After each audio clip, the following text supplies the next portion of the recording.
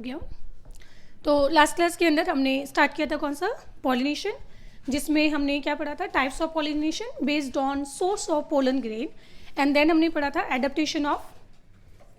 Adaptation for self pollination and cross pollination.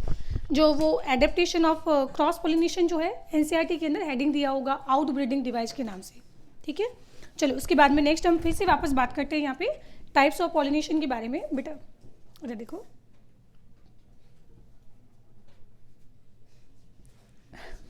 ये दिख रहा है, ठीक है, ये लाइन दिखाई दे रही है, नहीं इधर देखो, ठीक। चलो तो नेक्स्ट फिर से वापस आप एक बिल्कुल न्यू पेज पे हेडिंग लिखिए, डिस्कस करेंगे क्या,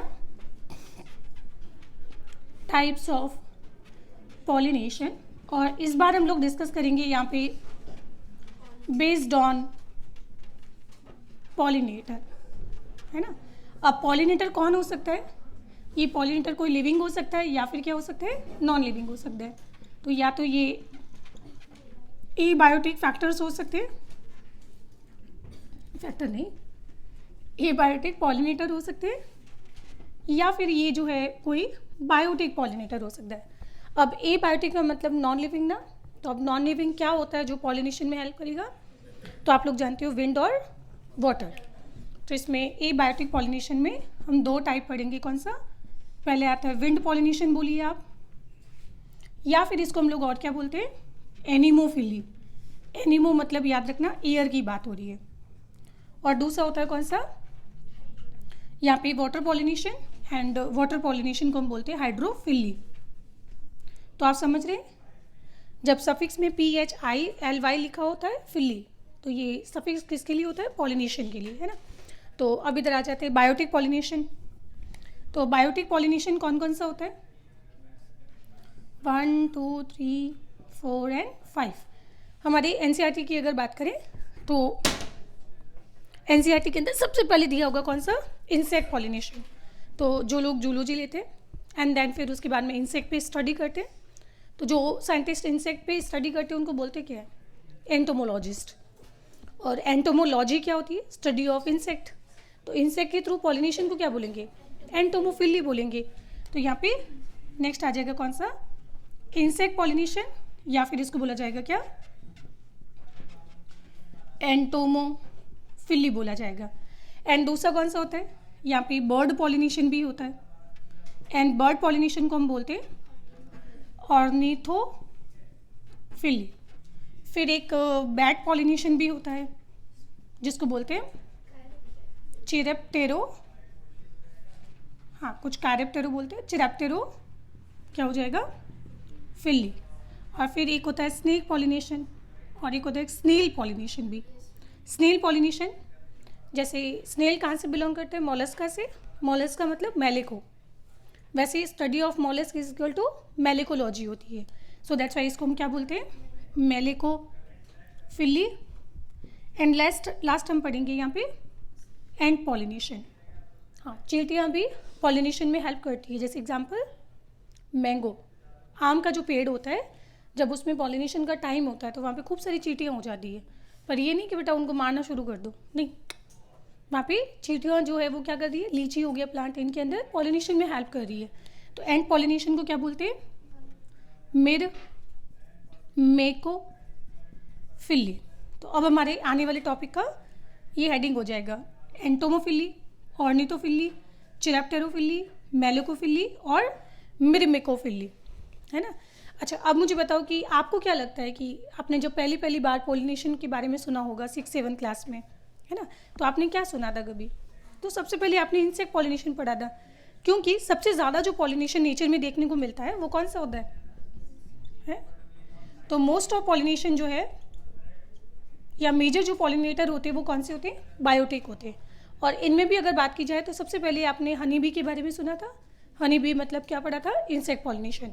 तो इसमें हम लोग बोलेंगे कि सभी पॉलिनेशन में सबसे मैक्सिमम जो पॉलिनेशन होता है वो कौन सा होता है, इंसेक्ट पॉलिनेशन होता है। मतलब अप्रॉक्स भी बात की जाए तो 80% टोटल पॉलिनेशन का अकेला कौन परफॉर्म कर रहा है यहाँ पे, इंसेक्ट पॉलिनेशन। तो सोचिए हमारे लिए इंसेक्ट कितने इंपॉर्टेंट है ना, जो आप पेस्टिसाइड इंसेक्टिसाइड जो स्प्रे करते हो इंसेक्टिसाइड, तो सोच समझ के स्प्रे करना, क्योंकि उसमें हो सकता है कि हमारे जो काम के जो इंसेक्ट होते हैं वो भी मारे जाएंगे, ठीक है, और पॉलिनेशन जो है वो ख़त्म हो सकता है यहाँ पे, कोई परेशानी यहाँ पे, ठीक है। अच्छा, ये तो सबसे मैक्सिमम हो गया, तो सबसे रेयरेस्ट पॉलिनेशन कौन सा होगा? तो आप बोलोगे सबसे कम मिलने वाला पॉलिनेशन कौन सा होता है? Water pollination. और सही बात भी है, जब हम प्लांट किंगडम की बात करते हैं तो उसमें थैलो, ब्रायो, टेरिडो, एंजियो और जिम्नो और एंजियो की तरफ चलते हैं। तो आपने क्या देखा था कि थैलो, ब्रायो और टेरिडो के अंदर जो फर्टिलाइजेशन है उसके लिए पानी की ज़रूरत होती है, पर पहली बार फर्टिलाइजेशन के लिए वाटर की नीड को या रिक्वायरमेंट को ख़त्म किया था किसने? जिम्नोस्पर्म ने, क्योंकि उसने शुरुआत की थी किसकी? पॉलिनेशन की। किसकी शुरुआत की थी? पॉलिनेशन की। तो कुल मिला के हम बोलेंगे कि वाटर की जो नीड है वो ख़त्म होती जा रही है, और शायद आप देखिए एंजियोस्पर्म तक आते आते हम बोलेंगे कि वाटर जो पॉलिनेशन होता है वो सबसे रेयरेस्ट पॉलिनेशन होता है। इवन मैं बोलूँगी कि जो ज़्यादातर एक्वेटिक प्लांट होते हैं ना, जो प्लांट पानी के अंदर रहते हैं, वो खुद भी प्रेफर नहीं करते वाटर पॉलिनेशन को। तो वाटर पॉलिनेशन आपको ज़्यादा से ज़्यादा मिलेगा कहाँ पे? ग्रासेस के अंदर, वो भी सब नहीं, ओनली 30 जीनस होते हैं। जीनस का प्लूरल क्या हो जाएगा? जेनेरा। ओनली आपको 30 जेनेरा मिलेगा कहाँ पे? ग्रासेस की, ठीक है। बाकी उसको छोड़ दो तो उसके अलावा वाटर पॉलिनेशन आपको कहीं भी देखने को नहीं मिलेगा। तो सबसे रेयरेस्ट पॉलिनेशन जो है वो कौन सा मिलेगा आपको? Water pollination. तो अब हमारे आगे आने वाले टॉपिक की ये समरी हो गई। यहाँ पे कोई परेशानी नहीं? तो शुरू करते हैं। सबसे पहले हम वाटर पॉलिनेशन, सबसे कम वाला पहले पढ़ेंगे। तो पहले मुझे बताओ कि इसमें वाटर पॉलिनेशन के लिए प्लांट में क्या एडेप्टेशन होनी चाहिए। पहले एडेप्टेशन डिस्कस करते हैं। और इसमें एडेप्टेशन याद रखना अच्छे से, क्योंकि एग्जाम के अंदर आपको 4 प्रॉपर्टी दे दी जाएगी और फिर आपको पूछा जाएगा बताओ कि ये कौन से पॉलिनेशन को इंडिकेट कर रहा है ना। तो सबसे पहले हम शुरू करते हैं यहाँ पे। पहला वाटर पॉलिनेशन, या फिर जिसको हम बोल सकते हैं क्या? हाइड्रोफिली। अब इसमें एडेप्टेशन फॉर हाइड्रोफिली क्या होगा? अच्छा, क्या यहाँ पे किसी इंसेक्ट को अट्रैक्ट करने की नीड है क्या? नहीं है ना। तो फ्लावर का कलर होगा कि नहीं होगा? तो फ्लावर कलरलेस मिलेंगे। फ्लावर बड़े कब होते हैं? जब दूर से इंसेक्ट को अट्रैक्ट करने की नीड होती है। तो यहाँ पे फ्लावर कैसे होंगे? छोटे होंगे। और फ्लावर में जो पेटल्स होगा, सेपल्स होंगे, वो भी छोटे हो जाएंगे, या तो वो रिड्यूस भी हो सकते हैं और कभी कभी एब्सेंट भी हो सकते हैं, ठीक है। नेक्टर का क्या काम होता है? नेक्टर बेटा इंसेक्ट के लिए बेसिकली एक रिवॉर्ड है ना, रिवॉर्ड। क्योंकि इंसेक्ट जो है पॉलिनेशन में मदद कर रहे हैं, तो प्लांट उसके लिए फेवर में उसको क्या प्रोवाइड कर रहा है? As a gift nectar provide करता है। क्योंकि यहाँ पे इंसेक्ट का इन्वॉल्वमेंट है नहीं, तो इसके अंदर नेक्टर भी नहीं बनेगा। और स्मेल की बात करें तो वो भी इसमें नहीं होगी। तो क्या क्या प्रॉपर्टी बताई कि इसमें जो फ्लावर होंगी वो कैसी होंगी? स्मॉल साइज की होंगी। और फ्लावर जो है वो आपको क्या मिलेंगे? कलरलेस होंगी। इसके अंदर सेपल, पेटल जो है उनका जो साइज़ है वो क्या होगा? या तो यहाँ पे रिड्यूस हो जाएगा, या फिर हो सकता है कि ये एब्सेंट हो जाए। और इसके अंदर नेक्टर भी क्या होगा? नेक्टर का फॉर्मेशन भी नहीं होगा। और इसके अलावा इसके अंदर और क्या बोला था मैंने? आपको किसी तरह से फ्लावर में कोई स्मेल नहीं मिलेगी, ठीक है। ये सेम टू सेम चीज़ वापस हम कहाँ पढ़ेंगे? विंड पॉलिनेशन के लिए। कॉमन सेंस की बात है ये। तो हम पाँचों पॉइंट कब लगते हैं? जब इंसेक्ट इन्वॉल्व नहीं हो। तो ये पाँचों के पाँचों पॉइंट हम वापस रिपीट कहाँ करेंगे? विंड पॉलिनेशन के लिए। अब इसके अलावा पॉइंट नंबर 6 जो आपको वाटर पॉलिनेशन की यूनिक प्रॉपर्टी मिलेगी वो क्या है? कोई चीज़ अगर पानी के अंदर लंबे समय तक अगर पड़ी रहे तो आपको नहीं लगता है वो चीज़ जो है वो गलना शुरू हो जाती है, डैमेज होना शुरू हो जाती है? तो इसलिए आपने कभी सुना होगा कि जो ब्लू ग्रीन एल्गी होती है वो भी अपनी चारों तरफ क्या करती है? म्यूकस की कोटिंग बना लेती है।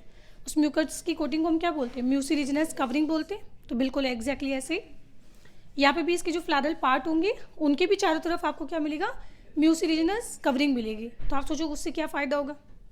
अब बताओ पानी के कांटेक्ट में कौन है? फ्लोरल पार्ट है कि म्यूसिलिजिनस कवरिंग पानी के कांटेक्ट में? म्यूसिलेजिनस कवरिंग, पानी के कांटेक्ट में ना डैमेज कौन होगा, म्यूकस का डैमेज होगा ना, तो प्लांट नया सिक्रेट कर देगा और तो सिक्रेशन करता ही रहेगा, है ना। तो इसके अंदर हम बोलेंगे कि जो फ्लोरल पार्ट होते हैं, floral parts are surrounded with mucilaginous covering. और इस म्यूसिलेजिनस कवरिंग का बेनिफिट क्या होगा कि it prevent from water damage. चलो ये तो बात होगी फ्लावर के बारे में सारी कहानी। अब बात करते हैं इसमें स्टेमन के बारे में, है ना। तो स्टेमन के अंदर तो आपको कोई ज़्यादा मॉडिफिकेशन नहीं मिलेगा, बट एंथर के अंदर जो पोलन डेवलप हो रहे हैं उनमें क्या होना चाहिए, पोलन लाइट वेट होनी चाहिए कि हैवी वेट, स्मॉल होनी चाहिए कि बड़े होने चाहिए, स्मॉल होनी चाहिए। नहीं तो भारी होंगे बेटा, बड़े होंगे तो क्या होगा, वो पानी के बिल्कुल बॉटम लेवल में जाके सेटल डाउन हो जाएंगे, तो ऐसा नहीं होना चाहिए। तो इसमें नेक्स्ट चीज़ हम पढ़ेंगे पोलन्स के बारे में। तो यहाँ पे पोलन्स कैसे होनी चाहिए, पहली चीज़ लाइट वेट होनी चाहिए। लाइट वेट कब होगा, जब ये कैसे होंगे, स्मॉल इन साइज होंगे, ठीक है। तो ये मॉडिफिकेशन मिलेगा। अच्छा देखो, इंसेक्ट के थ्रू हम लोग क्या बोलते हैं कि इंसेक्ट जो है पॉलिनेशन को एक डायरेक्शन प्रोवाइड करते हैं। हमेशा ट्राई होता है कि इंसेक्ट एक फ्लावर से दूसरी फ्लावर पे ही जाएगा, तो पॉलिनेशन के चांसेस क्या हो जाते हैं, बढ़ जाते हैं, है ना। पर मान लो इस क्लास में 2 बच्चे बैठे हैं और मैंने बाहर से एक पत्थर फेंका, क्या गारंटी कि पत्थर उस बच्चे के सर पे ही लगे, कोई गारंटी नहीं है ना। तो बेसिकली विंड पॉलिनेशन और वाटर पॉलिनेशन बिल्कुल एक एब्सोल्युटली रैंडम प्रोसेस है बेटा, रैंडम, कि रैंडमली आपने पोलन को फेंक दिया और उसके बाद में क्या गारंटी कि वो स्टिग्मा तक पहुँचे, वेरी वेरी नील। तो इसी प्रोबेबिलिटी को बढ़ाने के लिए फिर आपको क्या करना पड़ेगा। अब मान लो क्लास में 2 बच्चे बैठे हैं, मैंने बाहर से 15-20 पत्थर फेंके, तो अब प्रोबेबिलिटी बढ़ जाएगी ना कि वो बच्चे के सर पे लगे, है ना।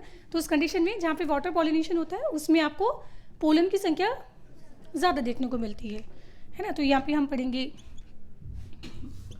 ह्यूज नंबर ऑफ पोलन्स जो है वो प्रोड्यूस किए जाते हैं। तो पोलन्स के अंदर आपको मॉडिफिकेशन ऐसा मिलेगा। फीमेल में क्या मॉडिफिकेशन मिलेगा, फीमेल में हम बात करते हैं स्टिग्मा के बारे में। तो वहाँ पे स्टिग्मा जो है वो कैसी हो जाती है, इलोंगेटेड हो जाती है, बताऊँगी अभी कैसे, है ना। तो यहाँ पे स्टिग्मा की बात करें तो इसमें जो फीमेल है स्टिग्मा वो कैसी हो जाएगी, इलोंगेटेड बोल दीजिए, या फिर यहाँ पे लॉन्ग हो जाती है, ठीक है। अब तो ये सारी मॉडिफिकेशन आपको कहाँ पे देखने को मिलेंगे, जहाँ पे भी आपको वाटर पॉलिनेशन देखने को मिलेगा, कोई परेशानी नहीं। अब इसके हम लोग एग्जाम्पल पढ़ते हैं।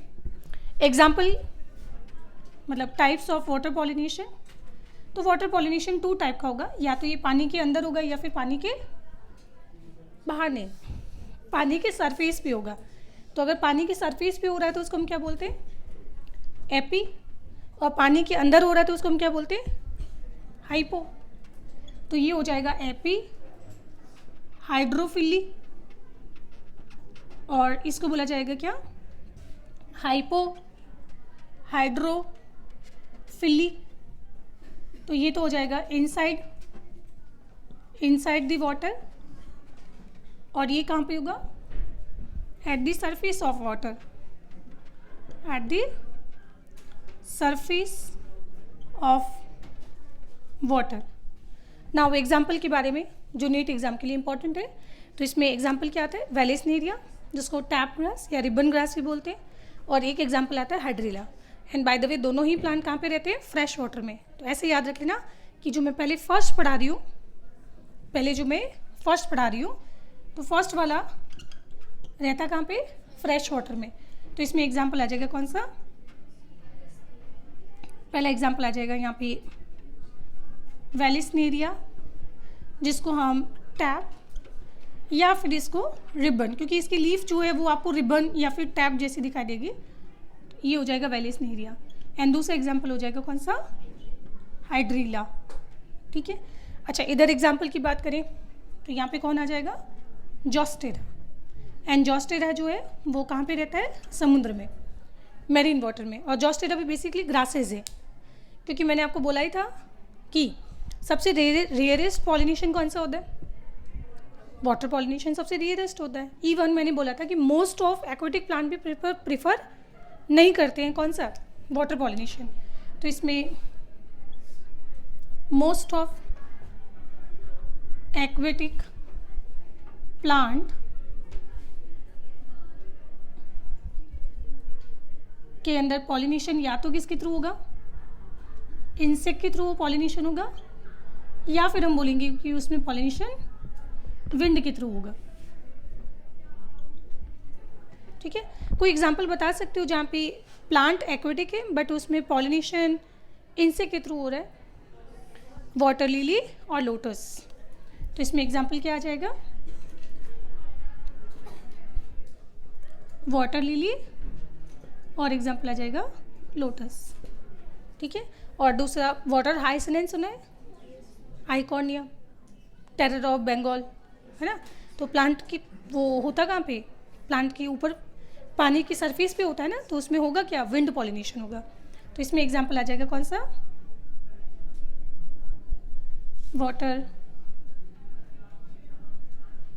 वाटर हाइसिनेंथ, या जिसका साइंटिफिक नेम है कौन सा, आइकॉर्निया। याद हो गया? ठीक है। अच्छा, फिर उसके बाद वापस यहाँ पे आ जाते हैं। अच्छा, एक और चीज़ मैं लिख देती हूँ, ये आपको कहाँ पे देखने को मिलेगा, ओनली 30 जेनेरा ऑफ ग्रासेस। मतलब ये 30 जो जेनेरा है ये भी किसकी है, सिर्फ ग्रासेस की है। तो कुछ नहीं बेटा, मतलब ये समझो कि नेचर के अंदर जो टोटल ग्रासेस होती है उसकी शायद 0.01% जो ग्रासेस होती है उसमें आपको देखने को मिलेगा क्या, ओनली वाटर पॉलिनेशन। बाकी इसके अलावा नेचर में आपको कहीं पे भी वाटर पॉलिनेशन देखने को नहीं मिलता है। अच्छा, अब इसमें अगर हम देखें तो पानी की सरफेस पे हो रहा है ना, तो ये मान लो कि पानी का सरफेस है और ये क्या है, वाटर हो गया। अब ये आपको कहाँ पे देखने को मिलेगा, वेलिस्नेरिया के अंदर। तो वेलिस्नेरिया का डायग्राम बनाते हैं। एक प्लांट ये रहा, एक प्लांट ये रहा, ये इसमें रूट हो गई और यहाँ पे इसमें क्या हो गई, रूट हो गई। अब बनाते हैं इसकी लीफ। तो हमने बोला था कि इसकी लीफ आपको कैसे दिखाई देगी, इस तरह से रिबन लाइक दिखाई देती है। दैट्स वाई हम लोग क्या बोलते हैं इसको, रिबन ग्रास या फिर टैप ग्रास बोलते हैं। देखो ये लीफ आपको ऐसी दिखाई दे रही है। ठीक है, मैंने ये प्लांट दो क्यों बनाए, वेरी नाइस, क्योंकि ये वाला जो मेल प्लांट है और ये क्या है, यहाँ पे फीमेल प्लांट है। तो आप लोगों ने क्या देखा कि मेल और फीमेल दो अलग है ना, तो आप इस कंडीशन को क्या बोलेंगे, डायोशियस कि मोनोशियस, डायोशियस। डायो मीन्स दो, when male and the female sex organ are present in a 2 different plant body. तो ध्यान रखना, यहाँ पे जिसकी हम बात कर रहे हैं, तो ये प्लांट कैसा होता है, यहाँ पे ये प्लांट यहाँ पे डायोशियस होता है। बताइए कोई परेशानी नहीं। अच्छा, अब ये जो मेन प्लांट है, मेल प्लांट के अंदर क्या होगा, यहाँ पे मेन प्लांट के अंदर, मेल प्लांट में यहाँ पे आपको देखने को मिलेगा स्टेमन। तो आप थोड़ा एनसीईआरटी से देख लेना डायग्राम, ऐसा दिया हुआ है। तो ये यहाँ पे आपको दिखाई दे रहा है, अटैच कर लेना इसको यहाँ से। ठीक है, तो ये रहा इसका स्टेमन। अब हम लोगों ने क्या बोला था कि एंथर रप्चर कब होते हैं, जब एटमॉस्फेयर ड्राई होता है। तो वो अल्फा सेलुलोजिक फाइबर में खिंचाव होता है, याद है, एंडोथीशियम में, और उसकी वजह से एंथर में स्टोमियम से वो रप्चर हो जाता है। पर देखो यहाँ पे तो पानी है ना, पानी में रप्चर कैसे होगा फिर। तो उस कंडीशन में ये ध्यान रखना, पूरे के पूरे एंथर को ही जो है प्लांट जो है रिलीज कर देगा। तो ये पूरा का पूरा एंथर कहाँ पे आ गया, पानी की टॉप लेवल पे आ गया, पानी की यहाँ पे टॉप लेवल पे आ गया। यहाँ जाके तो ऊपर सनलाइट होगी तो वो गिरेगी, तो उसकी वजह से एंथर जो है वो बर्स्ट हो जाएगा। और एंथर की बर्स्ट होते ही ये यहाँ पे जो आपको ब्लू कलर दिखाई दे रहे है ना, ये ब्लू कलर मतलब ये पोलन्स जो है वो यहाँ पे रिलीज कर दिए जाएंगे। तो क्या हुआ कि ये पूरा इस तरह से रिलीज हो गया और यहाँ पे एंथर का डाइसेंस हो गया, पोलन जो है रिलीज कर दिए गए। क्योंकि पानी, पोलन जो है वो कैसे लाइट वेट है, तो पानी में डूबेंगे नहीं, वो पानी की सरफेस पे आपको फ्लोट करते हुए दिखाई देंगे। पर अब प्रॉब्लम ये है कि देखो फीमेल, अब फीमेल प्लांट की बात करें तो फीमेल प्लांट जो है वो तो कहाँ पे, तो नीचे, तो अब फर्टिलाइजेशन कैसे होगा? पोलन हल्के हैं, वो कभी भी डूब नहीं सकते, तो नीचे कभी भी नहीं आएंगे। तो उस कंडीशन में है फीमेल फ्लावर को जो है ऊपर ले जाना पड़ेगा। जैसे आपने बाहुबली मूवी देखी है माहेश्मती, वो ऐसे हाथ ऐसे करती है और बच्चे को पानी से बाहर कर देती है, तो बच्चा is equal to female flower, और वो जो हाथ है वो क्या है, स्टॉक हो गया, है ना। तो इसमें यहाँ पे भी कंडीशन कुछ ऐसे ही मिलेगी। ये आपको एक स्टॉक दिखाई देगा, और इस स्टॉक का काम क्या होता है, फ्लावर को पानी की टॉप लेवल तक लेके जाना, है ना। एंड यहाँ पे थोड़ा सा आप कॉमन सेंस यूज़ कर सकते हो बेटा, कि जब फ्लावर को ऊपर ले जाना होता है तो ऐसा काम तो जॉस्टेरा में नहीं हो सकता है, क्योंकि जॉस्टेरा रहता कहाँ पे, समुद्र में। अब समुद्र का टॉप लेवल आप समझ सकते हो, तो वहाँ तक इतना लंबा स्टॉक बन ही नहीं सकता है ना, ठीक है।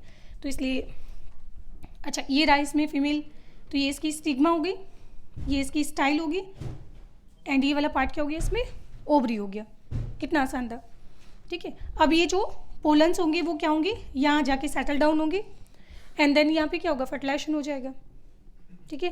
फर्टिलाइजेशन हो जाने के बाद अब बेटा हाथ दुखने लगता है ना, तो उस कंडीशन में ये जो स्टॉक होगा, इस स्टॉक के अंदर कॉइलिंग होगी, और ये स्टॉक जो है वो इस तरह से कॉइल्ड होते होते वापस कहाँ पे आ जाएगा, नीचे आ जाएगा, और ये जो फीमेल फ्लावर होगा वो यहाँ जाके सेटल डाउन हो जाएगा। हो गया, फर्टिलाइजेशन खत्म हो जाएगा, सीड का फॉर्मेशन हो जाएगा।